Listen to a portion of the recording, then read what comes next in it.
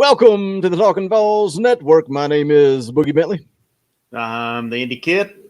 VAWLS take care of business today, advancing to the SEC Tournament Championship. Dude, we were kind of laughing off air. Sewell just absolutely dealing today. They did just enough with the bats to get it done. We'll get into it. We'll look at the potential matchups for the championship game. But first and foremost, make sure you guys, let's get it out of the way early. Smash that thumbs up just below the video. Just press the like button. Also, if you're new here, welcome to the Talkin VAWLS Network. Go ahead and subscribe. Click that bell for notifications. You won't miss out when we go live, when we drop new content. We're covering this baseball team as far as they will take us.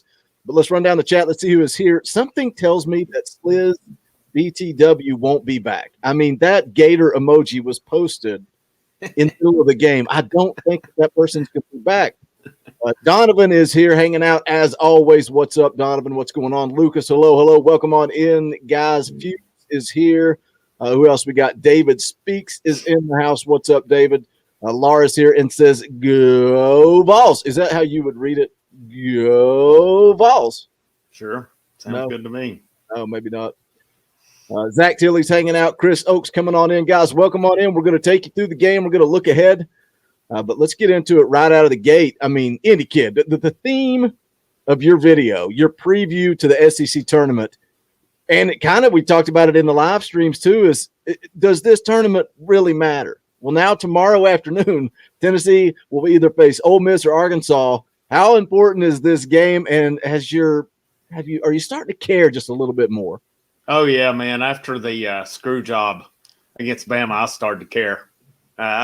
My opinion totally changed. When I saw Chad Dallas go out against Mississippi State, my opinion changed. I said, these guys are coming in to win at this point, because when Heflin started game one, I kind of, I took Vitello's comments because Heflin had a low pitch count the week before. But, yeah, man, we're there. Let's win it tomorrow. Absolutely.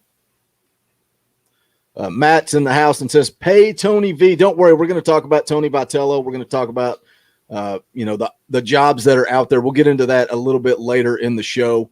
We're going to kind of run down the game, and then, like I said, we'll get into the potential matchups tomorrow. Let's just spoiler alert for the matchups tomorrow. Who do you want? I want Arkansas, man. I want a piece of Arkansas. Yeah, I do too. I definitely do too. There is no doubt about it. Will Good dropping a $5 super chat. Thanks so much, Will. We appreciate the support. He says, keep up the good work, guys. Thank you, Will. We appreciate that quite a bit. Let's move on. Let's talk about it. So today, man, they talked about it pretty much all afternoon on the broadcast. It was a pitcher's ballpark today. Weather a little bit cooler, wind blowing in. I thought Tennessee had a couple that could have gone out too. I think Rucker hit one pretty hard. Lipsius hit one pretty hard, but Florida had a couple that would have been bombs earlier in the week. Just a pitcher's park. And pitching has kind of been the storyline for Tennessee throughout this tournament. And I know that they run-ruled Alabama. They run-ruled Mississippi State. So the bats are going too. But pitching, they've given up, 5 runs in 4 games. So pitching has been the story for me. Camden Sewell, we laughed going on there, and we laughed earlier in the week when Vitello said, yeah, we think Sewell has earned a start this week. I think that's when he's like, yeah, they're trying to, not waste guys and save them for the regional. Dude, Camden Sewell was awesome today. I mean, he what can you say, man? Big outing, and that's big getting into the regionals. That's big, if you get as far as Omaha right there, because you're not going to be able to throw Chad Dallas and Tidwell and Heflin every game. You're going to need some guys to step up, and huge outing today by him. And, breaking ball was going good. He had that 2-seam going well. And I thought it was really interesting. They made the point showing where he pitched off of the rubber, where he was on the far side. You don't see that very often, but, it made sense when they broke it down, the way his ball breaks and stuff. But, man, hats off to him. What an outing. What a huge – their pitching, man, it has saved the bullpen this week, and these guys that have started have gotten the job done. This is big for these guys. I really think so. Chris Oakes dropping a $2 super sticker. You can see it on YouTube. I can't see it on – I wish it would show it on StreamYard, but it's what is that? It looks like a ghost. It looks like a ghost of a dog, and it says game over. The game is over.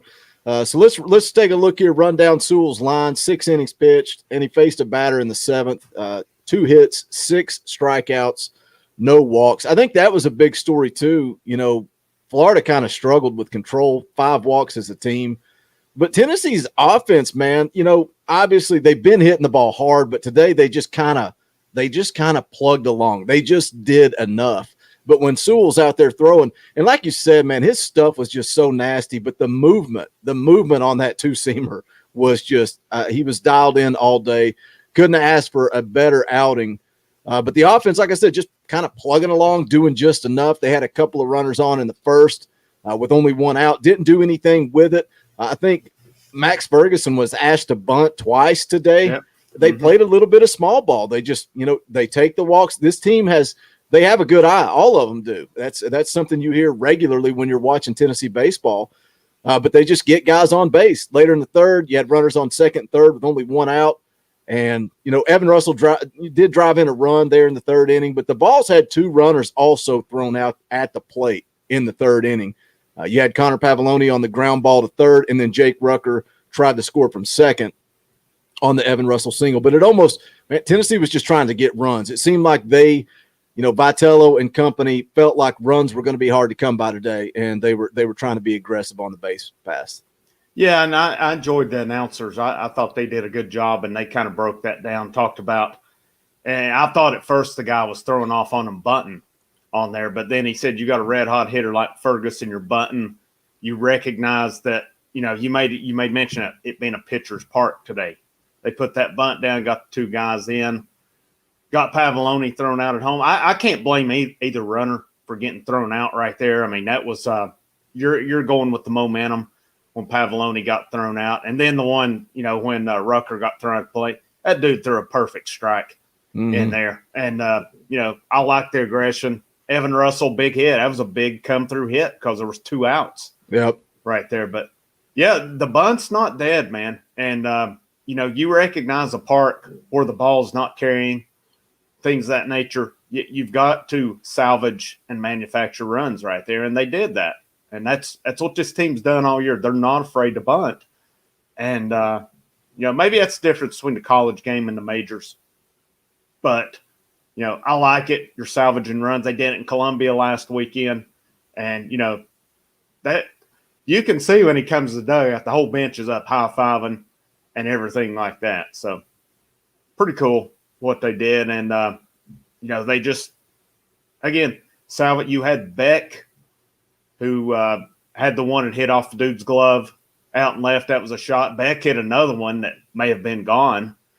But sometimes that's a team they can beat you with the long ball. They can beat you with small ball as well. That is the sign of a really good team right there.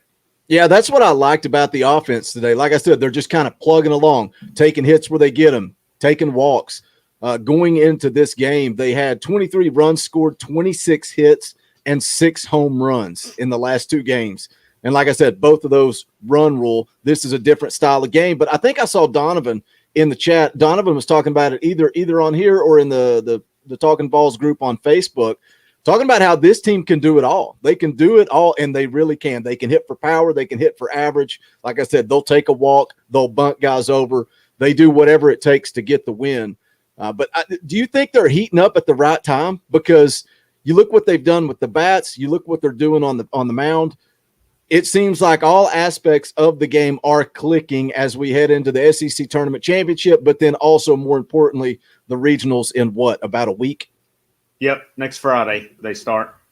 Absolutely, and that's a good point. And just real quick, we'll give a shout-out to Science Hill.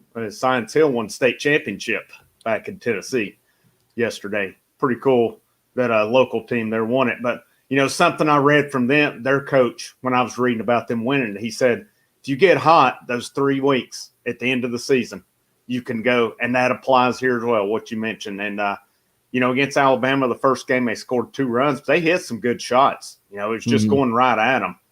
And then they bounced back and run rule 2 teams in a row. Yeah, that was one thing I said after we did the post-game show against Alabama, the first game. I said, I think you got to use the rest of this tournament to hope you get the bats going because Spence had been kind of in a slump. Some other guys throughout kind of been off and on, but yeah, I think so. And the pitching, man, has been lights out this weekend. Absolutely lights out. Shouldn't have given up over 2 runs against Alabama the first game. And bats are going. The arms are going. It's a good time to get hot. Will Good dropping another $5 super chat. Thank you, Will, so much. He says, show these guys some love. They've been cranking out videos on recruiting and going live after ball games. Yeah, that's the plan. It is sometimes hard when you get into tournament play. It's during the week. You know, we're working. We got stuff going on. We're trying to at least pump out some type of video or a post-game show. We didn't talk about it before we went live, but I'm assuming I know the answer. We are going live tomorrow after the championship game. I don't think I'm putting you on the spot by asking you that on the air.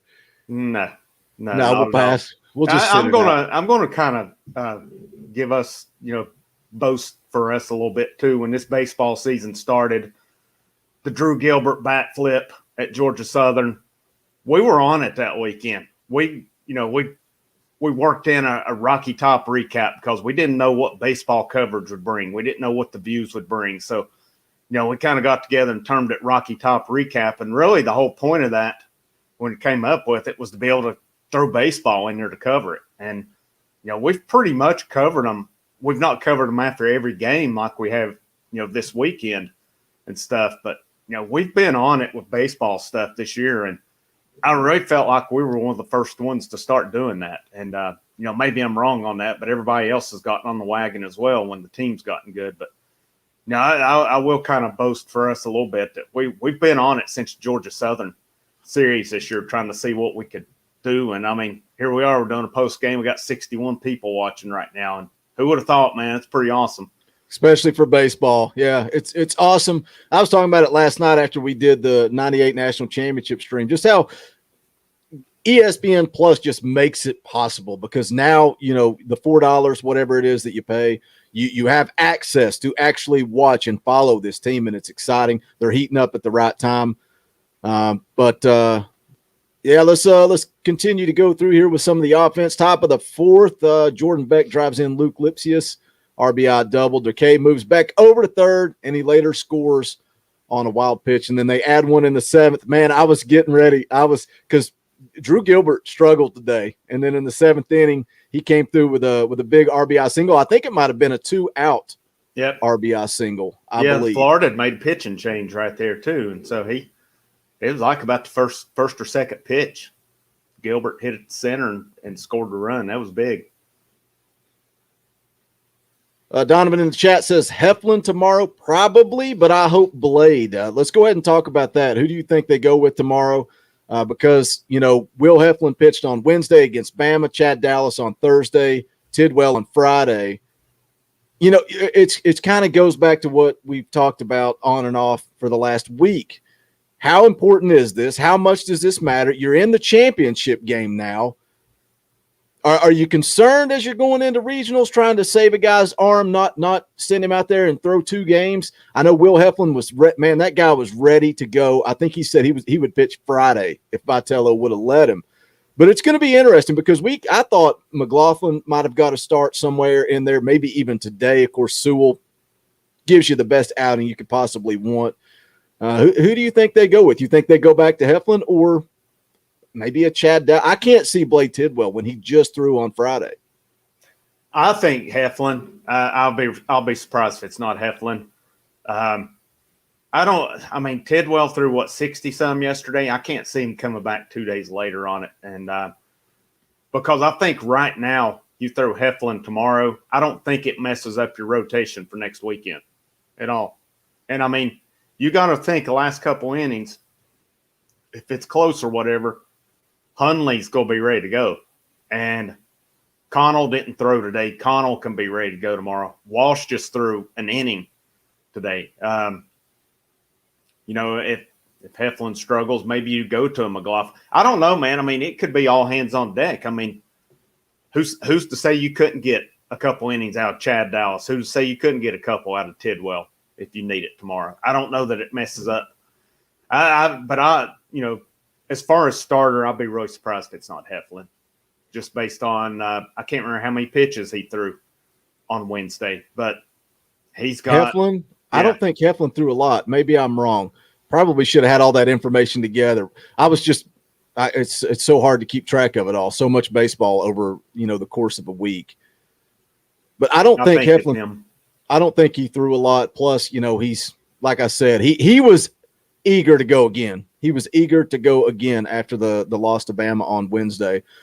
Chris Oakes in the chat drops a $5 super sticker. It says, "Keep it up," and it looks like a pear doing bicep curls. But thank you, Chris, for the super sticker. It's basically a tip in the jar. We greatly appreciate that. Fireball in the chat says, "Is tomorrow the championship?" Yes, tomorrow is the championship game. Tennessee takes care of Florida today, 4-0. Arkansas and Ole Miss, first pitch 4:30, I believe. So they should get started here in about 25 minutes. Personal agenda aside, I want a piece of Arkansas for obvious reasons.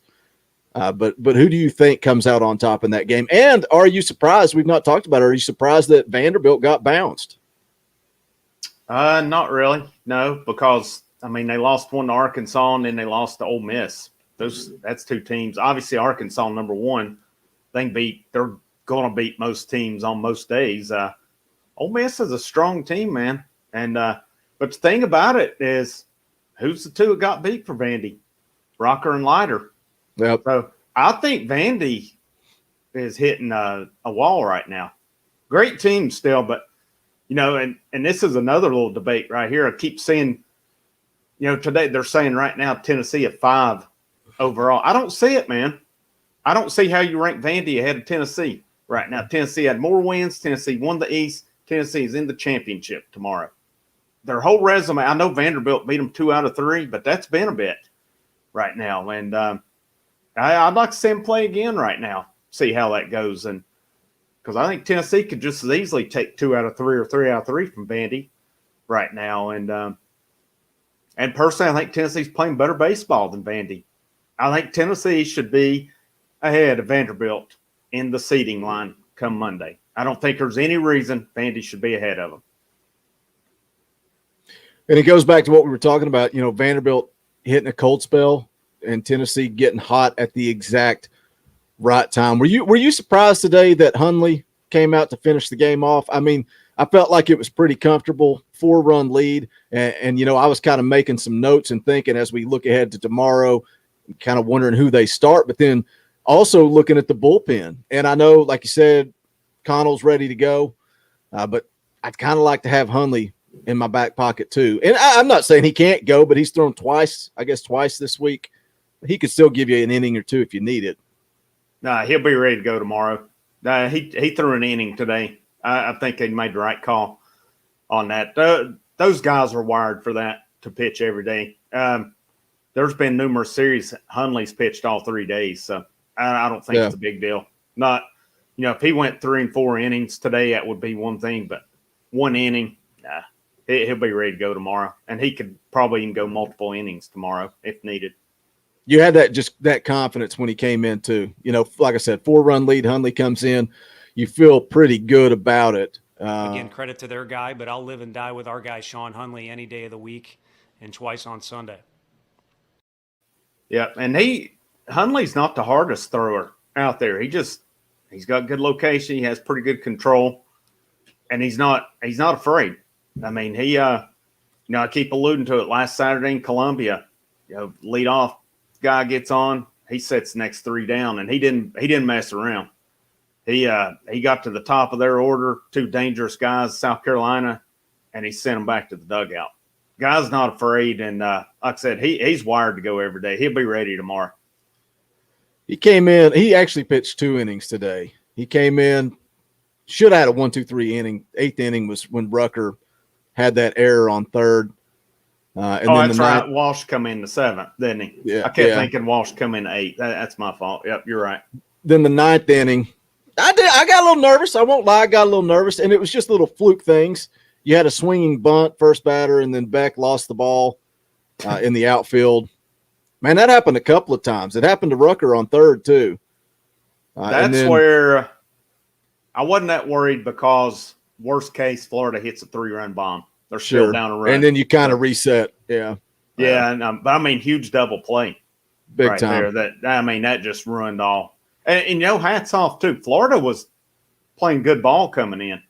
Or they played good this week. I know Arkansas took care of them last week, but I mean, that's Arkansas, man. You're not going to hang your hat losing to them. But yeah, Florida had played some good ball this week, though. They really had some comfortable wins. So I was curious to see how it went today. And I mean, Tennessee took care of business today. TK81 in the chat. Does anybody think Ole Miss can win? Yeah. Oh, yeah. The thing is, too, when you get back into single elimination like this, anybody in the SEC can beat anybody. I mean, Ole Miss has every opportunity. Trying to get their schedule pulled up here, see how they finished off the season. I think they finished a little cold, actually. I think I heard the announcers alluding to that because they're talking about national seeding and how Ole Miss had kind of maybe I may be wrong. I think they said Ole Miss had dropped 5 out of 6 down the stretch in conference play. But I'm going back to the start of May. They dropped the series to Texas A&M. They took 2 or 3 from Vanderbilt back May 14th through the 16th. Took 2 or 3 from Georgia. And then in the tournament, of course, they lost to Vanderbilt on Wednesday 5-4, but then they came back and put them out yesterday 4-1. So if Ole Miss can take out Vanderbilt, they can take out Arkansas too. Yeah, I'm excited to see that game. And like I said, man, we kind of talked about it last night. I just want a piece of Arkansas, and it goes back to the series earlier in the year because Arkansas won the series, and every game was close. All 3 games decided by a run. And we talked about it when we did the post-game show. I think we did a live post-game show for that series. Tennessee could have swept them. Arkansas fans are talking about how they should have swept Tennessee. Tennessee could have swept Arkansas too. And kind of ever since that, man, I've kind of wanted a piece of Arkansas. And it's nice to have that confidence because think about football, man. Something me and Donovan in the chat were arguing about. He wants to schedule these big, heavy hitters on football. And I'm like, man, let's just get by the pits first before we start worrying about scheduling a big-time Power 5 school. But, man, this team, I have the confidence in them. Let's go play the best teams in the country. Like you said, let's go play Vanderbilt again. Let's show them who the better baseball team is right now. Well, and especially the way that series ended with Vitello and Van Horn having words and then the teams out in center field having words. Yeah, you think them teams aren't going to be amped up tomorrow? Man, what a game that will be. Yeah. Yeah, people's going to be fired up. And I'll tell you, if you're on either team, if they play tomorrow and you don't have your blood boiling, you need to pack your bags and go home.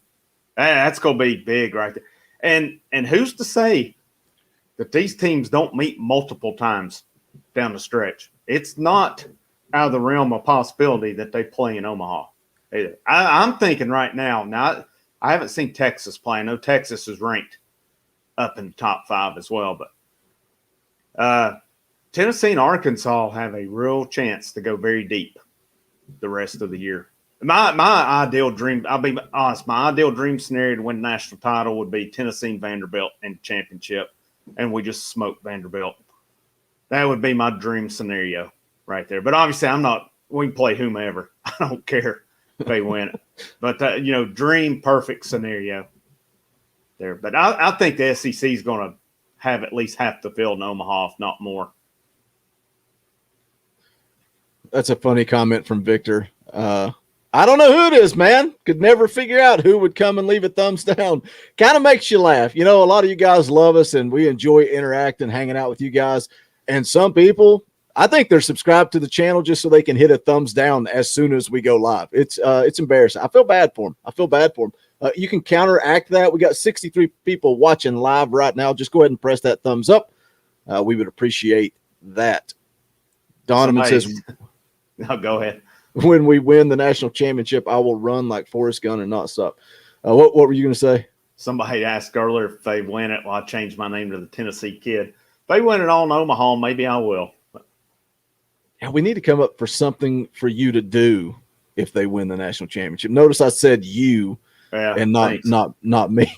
Well, funny thing is that Indy Kid name is based off of one thing I always thought the name, of course, Faber. We like Faber, UFC, Uriah Faber, California Kid. I always thought that was cool. So I was like, man, I need to come up with something. And, just me being an indie music, indie wrestling, a lot of independent stuff I like. And it just kind of like, indie kid. And I kind of researched, make sure there were no indie kids out there. And there's not. So that's how it came. Who knows? Maybe the Tennessee Kid will be born. I don't know. The Tennessee Kid. I kind of like the indie kid, though, pretty well. So we could probably sell the Tennessee Kid T-shirts. No more VAWLS JP T-shirts, that's for sure. No more faces. Oh, man. No more faces. So I guess just a reminder, selection show is on Monday. I already forgot what time. I think it's at noon. Select show's Monday at noon. So the Indie Kid's going to be dropping a video kind of breaking down the bracket, giving you some matchups. So make sure you tune in for that. And then also championship game tomorrow. I keep getting the time screwed up because it's 3:30 Central Time. No, it's 4. Oh, wait, I'm looking at the Arkansas game. It's 3:00 Eastern Time. I've got it right here. Championship game tomorrow, 3:00 Eastern Time. We will go live immediately following the game, so make sure you tune in for that too. I guess let's talk about Tony Vitello because it comes up every live stream that we do. We touch on it, we talk about it, we give our opinions, but it continues to come up. And now, obviously, with the announcement from LSU's coach that he is going to retire, that job goes to the top of the list. If you search, if you look, LSU coaching search, Texas A&M coaching search, the first name on everybody's hot board is Tony Vitello. But it goes back to football. When was the last time that Tennessee had a head coach that another football team wanted? It's been a minute. It's been even as much as I love Phil Fulmer. Go back and look when Phil Fulmer got canned, when he walked away. How many people came beating down his door? Nobody. No. Nobody. Having other programs want your head coach is a good problem to have. It shows that you have a coach that's successful, a coach that is doing what it takes to win. But it is cause for concern. And look, everybody comes out and they say, pay the man, pay Tony V, pay Tony V. There's more to it than money. And I know we've talked about it. We've talked about the upgrades that he wants. Are you concerned about this LSU job? Yeah, you got to be.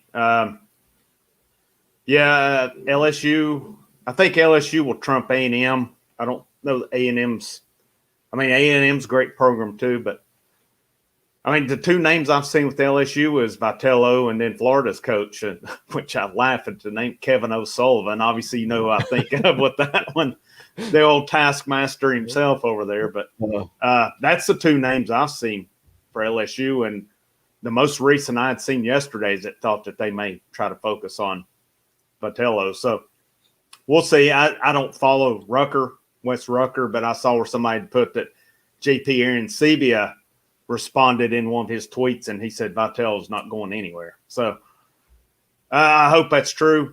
And Arencibia probably has a little bit of knowledge on it, being an old Vol and stuff like that. But we'll see. I don't know, man. I see stuff. I see people say LSU is, it's one of the top jobs in college baseball, but why can Tennessee not be? What's the upward trajectory of Tennessee baseball? You see, you guys that watched today, if you saw the stands, there was a lot of orange that made the trip down today. And you can bet tomorrow there's going to be a large amount of orange in the stands tomorrow. If you're Tony V, look what you've done. That we're all saying already with what he's done this year, it's been a phenomenal year. And LSU, they would probably not be happy yet with it. And different expectations. It's a big-time program, has been for a long time. It is one of the top, but, Tennessee's going to have to give him a raise, but I don't think I think it goes much deeper than just money. People keep saying pay Tony V. Yes, you're going to have to pay him, but it runs a whole lot deeper than that. And the neglect that's faced that program for so long is now creeping up. We're going to see Is there the investment to make that, to put everything on par with the rest of the conference, or is that neglect going to cost Tennessee the best coach they've had down there since Delmonico? I'm going to play this clip, and I'm gambling here. I think it's the right clip. I don't know because it's been a minute since I put it on here, but I want to play this clip and see what Tony Vitello said about Tennessee. You know, the SEC is probably seen as arrogant by other people outside of it, whether it be football, baseball, even other sports, but it's for a good reason. I mean, there's just more people that are fired up about this thing. That's why the crowds are so big. And the talent is as good as anywhere in the country year in and year out, at least with our sport. So it's kind of like almost like Hollywood. Once you're in the circle, you're in the circle, but some people never catch that break, even though they're worthy of it or they've earned it. They don't get that break to kind of be invited to the party, so to speak. And for whatever reason, he and the staff there believed in me and brought me into the league that's a monster. You know, they called it the men's league. I remember Jorney saying that all the time when I first got there and got me into that league. And if I was not in the SEC, I never would have been a candidate for this job. Right or wrong, I think administrators feel the more you know this league, the better suited you are to maybe work in the league. Obviously, there's been guys that have proven that wrong too. So, again, I sit here now at a job that I love, at a place that I love because of all that. I'm glad. I was getting nervous as it was going down towards the end, but I like the fact that he says I'm at a job that I love, at a place that I love. And I didn't take that as coach speak. I thought that seems genuine. And also for Tony Vitello, look what he has built. He has turned this program around. Look what he has coming back. Does he want to walk away from that? I saw somebody saying Blake Tidwell should be enough to make him want to stay in Knoxville. And I was kind of looking, at the LSU coaching search, and I saw an interesting article, and it said hiring away a sitting SEC head coach is difficult and hasn't been done since John Cohen left Kentucky for Mississippi State, which was his alma mater, in 2008. That's been 13 years ago. 13 years ago. Yeah, that's an interesting aspect of it. There's some good questions here in the chat as well. Are the money people involved? I don't know, man. That's a really good question, Alpha Man. I don't know who's involved or what. I would imagine hopefully somebody with some money down there's involved. I don't really know who, though. I don't know, obviously, the money guys are involved with football, but I'm not sure on baseball. But yeah, and some other guy, David speaks. We have to invest at least $10 million in facility. I think, at least that's the key word, at least, and maybe even more right there. And Vitello's been pretty straight to the point. There's all the talk about the downtown stadium. He wants that stadium on campus. He likes having that, and it's easy access. You've got to upgrade Lindsey Nelson. You've got to have the facilities to match up. You've got to expand the park. You've got to make it where it doesn't look like just an old rundown concrete mill or something when you come in. And I don't know. A lot of comments too I've read about. I've referenced Kendall Rogers talked about of D1 baseball. Talked about Vitello, said he's kind of a guy who beats to a little bit of a different drum, and he may stay somewhere just to spite. People think, oh, yeah, he's going to go to A&M or he's going to go to LSU or something, and he may not. I don't think he's a guy that's in a hurry to leave. And I think that's the good thing about it. I think he knows what's needed, and he knows it's not going to happen overnight. But, yeah, I'm like you, man. I think his comments are genuine. I think he truly loves it here. He's the one that's building this program. I don't know. I can't speak for Tony Vitello. I know if it were me, he is universally loved by the Tennessee fan base.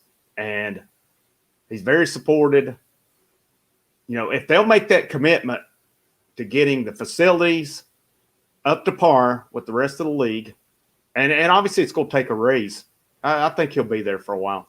And I'm going out on a limb. I really and truly think they'll be able to keep him. Money is, upgrades aside, he deserves a raise based on the product he has put on the field. Not just this year, obviously COVID last year, but even the year before that. The man deserves a raise. But my concern is when you talk about facilities and upgrades at Lindsey Nelson, how much can you do there? That's the thing, is there's not a whole lot of room to do a whole lot. You can't end up with you're not going to magically end up with a stadium that sits 5,000-6,000 people. How many people could attend that South Carolina game? What do they have? 4,000 or 5,000 that can fit in that? No, it's about a little over 8,000. 8,000. Yeah, I think so. And how many fit in Lindsey Nelson? I mean, it ain't even close to that. And how many more seats can you get in there? I know they want to do, some stuff in left field. I think they've talked about doing more luxury suites. My concern when we talk about upgrades is how much can you do with that stadium? And it's a valid question. The part of me wonders if you don't just find another spot and build a brand new stadium. That's what I wonder too. But now you're talking big time money. Yeah, and it's gonna have to be. I've mentioned it before on here. I would even venture to say right now, I'm not sure. Have you been over to Thomas Stadium for a game at ETSU? I've seen the new stadium. I haven't been to it. I've been a few times. That's a nice stadium, man. But it doesn't have the seating capacity like Tennessee would want. But still, the outside of it, you see it going by. That's a very nice stadium over there. And I wonder about that, man. I wonder if they're not just gonna have to, maybe you bulldoze some fraternity houses. I've heard that mentioned. Maybe you find another piece of property somewhere around. I don't know if there's any property down by the river where you could possibly find and build. What a cool setting that could be if you built a stadium down on the river. I don't even know if that's possible or anything like that. But I want to highlight this comment just because we've had so many jerks from other fan bases. I love when a guy like Michael comes in, says, great game, VAWLS. Hoping Razorbacks win the semifinal against Ole Miss so we can have another crack at the VAWLS. Again, great game, great tournament. That's what's fun about sports, man. Come in, pull for your team, talk about your team. It's when you come in with just so many jerks from other fan bases. I love when guys like Michael come in. Best of luck against Ole Miss, and don't worry because we want to crack at you guys too. So thanks for dropping in, Michael. I don't know, going back to the facilities, what concerns me, I think you're right. I think the way to go, what they need to do is build another stadium. I don't think they're going to do that. And it goes back to Swain was talking about it on his show, that the designs, the upgrades are already on paper. They're laid out. Now you just got to have the money. And that's what goes back to, the Danny White fundraising, but something you talked about last night on the national championship stream we did. What are they more committed to? Are they committed to a baseball program where you have a guy who can legitimately win a national championship? Or are you committed to a football program? And look, I love Josh Heupel. I love what he's done, but he's an unknown. I think we have a coach now that we know he can and will be successful.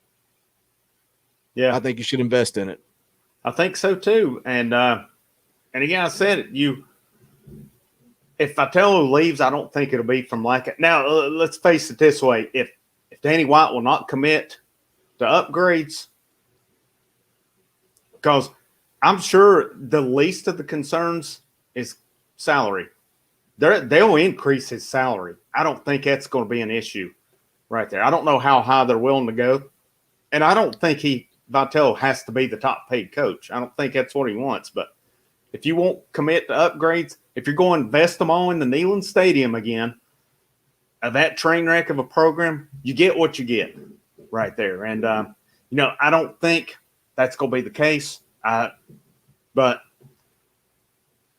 where's your commitment? Is it still – there's no reason that every program at the University of Tennessee cannot be successful and have what they need. There's not a damn reason for every single dime to go into Neyland Stadium down there. It's just not. And, we all love Tennessee football. That's what drives that athletic program. That's the cash cow down there. But there's absolutely no reason that every program down there shouldn't be a single program nor academic program neglected at the University of Tennessee. And some of the chat was talking about, fan base showing up. I think they even talked about it on the broadcast today, that there is a buzz around Knoxville because this baseball team is starting to have some success. And I think it goes back to what you said about Tony Vitello. This fan base just loves the guy. I can't think of a coach that I've liked as much as Tony Vitello, maybe ever. I was pretty fired up about Lane Kiffin when he first came in. I know you were too. But Tony Vitello, man, there's just something about him. He the way he relates to the kids, his mindset, his attitude, his day-by-day approach, just the way he looks at the game of baseball, man. I just love the guy, and I think they need to commit to him and this baseball program while they are going in the right direction. Because, look, if Tony Vitello leaves, we've talked about it many times, where do you go? You've got the guy on campus that can, and like I said, will be successful. He's already proven it. And if that guy's gone, now what? Keeps every year he's increased. Every year, not counting the COVID year, but last year was setting up to be a pretty big year too before COVID hit. But he keeps getting better. He's starting to get these guys. I mean, unfortunately, they're not going to make it to campus, but he's starting to get commitments from these guys that are big-time major league prospects. And, unfortunate nature of it, if I get offered millions to go play pro ball, I'm gone too. So, but and anybody who says that, and there's people who don't, more power to them. Me personally, I get millions, I'm gone to pro ball, but he's starting to get those guys, and I think he's going to get real close to competing with Vandy for prospects, especially in the state. Unfortunately, we don't have the Vandy fund there or whatever, but the recruiting classes keep getting better and better. The development's there. You can't risk it. You've got to keep the guy. There's no reason. I mean, at some point, is the numbers maybe going to drop a little bit from one season next? Yeah, absolutely. When you keep winning this many games, it's only natural. I mean, because who knows how many guys are going to be off to the draft after this year. I would imagine there's going to be some significant guys gone, either through graduation or to the draft. But it's I don't know, man. Again, it's more about all the stuff around the program and not so much about paying him, because they're going to pay him. I don't think that's going to be the issue. Can they get facilities? And I feel repetitious at this point and saying the same thing over and over, but that's just where it's at. What it's going to boil down to. That's the reality of the situation. Yep. If they need to add left field seats, I know with South Carolina's park last week, it was nice, man. There was a corridor all the way around it. And it reminded me behind it of the Smoky Stadium. Somebody mentioned the Smokies here because it had the boxes up around home plate, stretching from about third base around to first base. Just a nice stadium, man. And I'm not sure what year it was built, but I stood out and left center over the bullpen. I stood out over South Carolina's bullpen. I sat up in the bleachers out in left field. I just moved around through the park. That's a nice park, man. And I don't know how it ranks in terms of the conference, but I would imagine, and Vitello was kind of referencing that park and that atmosphere down there a couple times in his post-game interviews. You get him something like that, I think he'll be pretty happy with it. Well, we got 88 people watching live. We got 60 thumbs up. Help us out, guys. Just press that thumbs up. I know I rant and rave about it, but it does help the channel. It pushes us out there to the algorithm so more people see the video on YouTube, but also Google. Isn't that right, Any Kid? Yeah, buddy. We found it out last weekend. Trying to Google how to find some tickets to the baseball game, and he gets not an ad, but it comes back for a video that he made. So you guys help us out by hitting that thumbs up. That's why we kind of harp on it a little bit. Arkansas and Ole Miss just got started. Arkansas has already taken the lead. Whoa, trying to see. It looks like they hit a 2-run bomb here right in the top of the first inning. So I really want to go watch this game. Anything else you want to touch on before we wrap this thing up? We're going to be doing 3 live streams in 3 days. That's awesome, man. Who would have thought for baseball? I love it, man. Love it. Yeah. That's thank you guys. Thank you guys. Right now we're at 88 people. That's pretty awesome. Appreciate Michael, Arkansas fan. I know he's gone. He said he was running to watch Arkansas. Appreciate guys like that who can he can probably give somebody a hard time. He can probably take a hard time, but very respectful, not like he's pricks from Alabama that come in and leave their comments after the refs gift them one. Not like we had a Gator symbol to start the show. And yeah, I don't see that person anywhere here. Goodbye, Florida. But yeah, thanks, Cal One. Hope you enjoy sitting at the house right now. But yeah, Cal One, you can't come in and run your mouth and talk trash last night and then just try to ease in, like trying to slide in our DMs. Congratulations, guys. Yeah, Cal One, you better hope some bids don't get stolen this weekend or your season's over. I heard him talk about it on the telecast. If a few things go certain ways, Alabama may not make it in. But and I already told you what my thought process on that is. If Alabama got booted from the SEC tournament and from regionals,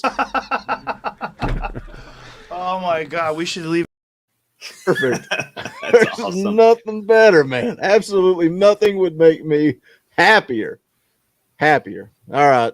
I think we're good. I think we're going to wrap this thing up. Again, we'll be live tomorrow, immediately following the championship game. So make sure you guys tune in for that. Then the Indy Kid will break down the bracket for regionals on Monday. And then we're going to continue to pump out as much football content as we can as we roll towards fall. I'm getting excited. June should be a big month, hopefully for some recruiting news. But we'll keep you guys up to date. But that's going to wrap it up for this one. For the Indy Kid, my name's Boogie Bentley. This is the Talkin' VAWLS Network. Go Big Orange. The songs howl like weed. Poets sat in our chains, soaking moonlit falls, unbroken past this inundated orb that we draw home, and it's night and I'm alone and I'm alive. The